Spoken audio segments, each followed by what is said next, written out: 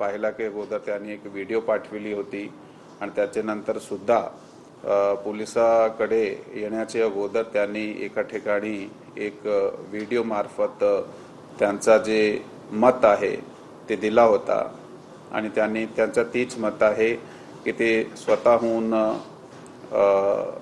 गेली होती, परंतु नेमका जे त्याची आई घरचे जे सदस्य आहे त्याचा म्हणणं वेगळा आहे। आता हे दोघे मत आहे ते दोघे मताचा आम्ही आता बारकाईने तपास करीत आहोत, म्हणून ही त्या यंग महिलाला मान्य कोर्टासमोर जाबजबाबसाठी आज पोलिसांनी हजर केला होता। ते जाबजबाब झालेला आहे, पुढील तपास चालू आहे।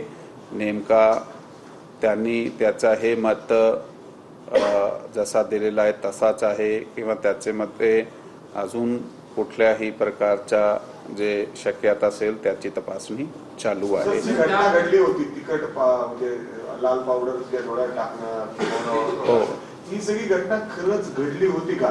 ती मुलगी तर नाही म्हणते, मात्र दुसरीकडे आई आणि भाऊ म्हणतात ती घडली। हो, बरोबर आहे। तीच मी म्हणतो की दोघे मत वेगवेगळे आहे। FIR मध्ये दिलेला कंटेंट वेगळा आहे आणि आता जे पीडित महिला FIR ची त्याने दिलेला मत ते वेगळा आहे। आता FIR चा मत आणि त्याच्या दोघे मत आम्ही रेकॉर्ड केले आहे, परंतु FIR चे फिर्यादीचा जे म्हणणं आहे त्याच्या सखोल तपासणी आम्ही करीत आहोत।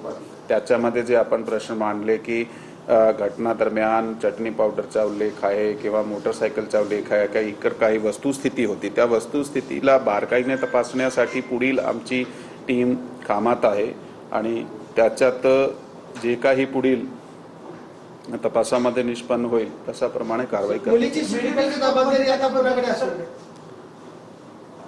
त्याचा आता माननीय कोर्टाकडे ते जाबजबाब झालेला आहे। त्याच्यात शक्यतो जे आहे ते कारण त्यांचा आई वडिलाकडे ज्या घरी त्याचे आई आणि भावाकडे जाण्याचा त्यांनी नाकारलेला आहे।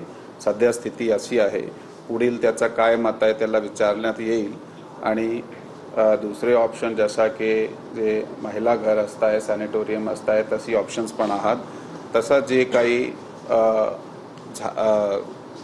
घडला पुढे ते आपल्याला कळवण्यात येईल। आणि सर मुलीची आणि मुलीच्या आईंची भेटवडून दिली होती का? पण त्यांच्यामध्ये संभाषण झालं होतं? त्यांचं संभाषण झालेलं आहे। त्यांच्या आईने आरोप केलाय कोर्टाबाहेर की असं काय संभाषण झालेलं नाही आणि आम्हाला पोलिस भेट घेऊन दिली। असं नाहीये, कारण कसं आहे की बघा ह्याच्यात FIR दाखल झालेले आहे। FIR मध्ये एक फिर्यादी आहे आणि फिर्यादीला तपासामध्ये आयोला भेटणे, त्याच्यात काय घडलेलं आहे, तपास कुठपर्यंत झालेला आहे त्याची माहिती घेण्याचा अधिकार आहे आणि तेवढा ते त्याची संधी तेवढी आम्ही त्यांना दिलेली आहे।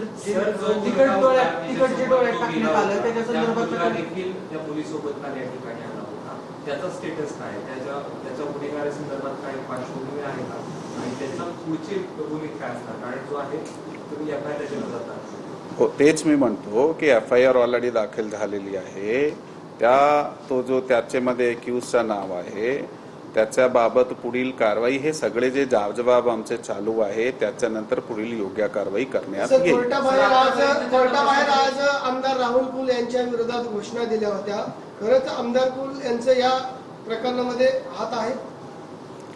मी याबाबत कोणत्याही प्रकारचा कमेंट करू शकतो, मला याबाबत कोणत्याही प्रकारची माहिती प्राप्त नाही आहे। आमचा जे तपास आहे ते प्युअर गोपनीय यंत्रणा आमचे माहिती यंत्रणा तकनिकी यंत्रावरून करून आणण्यात आलेलं आहे। आता समक्ष जाबजबाब चालू आहे, त्याच्यात असा कुठल्याही प्रकारचा आमच्याकडे उल्लेख आलेला नाही। कायदा सुव्यवस्था म्हणजे योग्य ठिकाणी राहावं म्हणून आपण काय आवाहन करा? कायदा व सुव्यवस्था जे आहे प्रत्येक नागरिकाची जबाबदारी आहे। कोणत्याही समाज घटकाचा व्यक्ती असेल त्या नागरिकाची समाजामध्ये देशामध्ये कायदा व सुव्यवस्था मेंटेन करण्याची जबाबदारी आहे। त्यासाठी आवाहन आम्ही परवा सुद्धा केला होता आणि प्रत्येक समाजाचे घटकाने आणि प्रतिनिधी यांनी आम्हाला खूप सहकार्य सुद्धा केला आहे आणि आता पण सहकार्य करीत आहोत। कायदा व सुव्यवस्थेचा काही प्रश्न नाहीये। सर, मंगळवारी रात्री FIR दाखल झाली, आतापर्यंतच्या तपासात तुमच्या समोर काय आलेलं आहे? तुम्ही असं म्हणताय की दोन्ही बाजूच्या म्हणण्यानं सांगताय, पण पोलिसांच्या तपासात पुढे काय आहे? पोलिसाच्या पहिले 2 दिवसाचा जे तपास आहे त्या तपासामध्ये आम्ही ते शोध घेतल्यानंतर जे पुरावे आमच्याकडे तकनिकी पुरावे किंवा जाबाजबाबाचे पुरावे आहे ते आम्ही कलेक्ट केलेले आहे. त्याच्यावर जे फायनल काय तयार होत आहे स्टेटमेंट ते आम्ही सध्या सांगू शकत नाही. अजून ह्याच्यामध्ये पुढील तपास झाल्यानंतर आपल्याला अपडेट करण्यात येईल. मुलीची आई मी सांगितलं वारंवार जहीर शेख बद्दल त्याच्यावर आपण काय कारवाई केली का सर? कोणाबद्दल आपण विचारताय? आरोपीचे चुलते जे आहेत अफजल शेख, तो गुंड आहे, त्याचा दबाव आहे, आरोपी जो आहे बरोबर. वाढून वाकी आहे असे आरोप करण्यात आले. हे बघा, त्यामध्ये जे आम्हाला ऑन पेपर ज्याचे विरुद्ध देण्यात आलेला आहे त्याची चौकशी आम्ही सुरू केली आहे. 2 व्हिडिओ आहेत. एका व्हिडिओमध्ये पहिल्यांदा सांगितलं की जे 9 वर्षापूर्वी नंतरचा व्हिडिओ तो ते 1 वर्षापूर्वी तो तुम्ही समजा की ते नातेवाईक आहेत तुम्ही तो बाहेर आरोप केलेला आहे त्यांच्यावरती तुम्ही कुणाला त्याच्याबाबत त्याची ट्रान्सक्रिप्ट तयार करून प्रत्येक व्हिडिओची त्याच्यावर बारकाईने तपास सुरू आहे आणि त्या तपासामधून जे निष्पन्न होईल ते आपल्या समोर कायदेशीर येईल. सर डोळ्यात जे तिकट टाकले त्याच्याबद्दलचा काय मेडिकल रिपोर्ट आलाय का त्याच्यामध्ये? ते मेडिकल आम्ही करून घेतलं आहे आणि ते आता पुढील तरमान आम्ही आपल्या समोर एक्सपोज करतो. निष्पन्न काय ते मेडिकल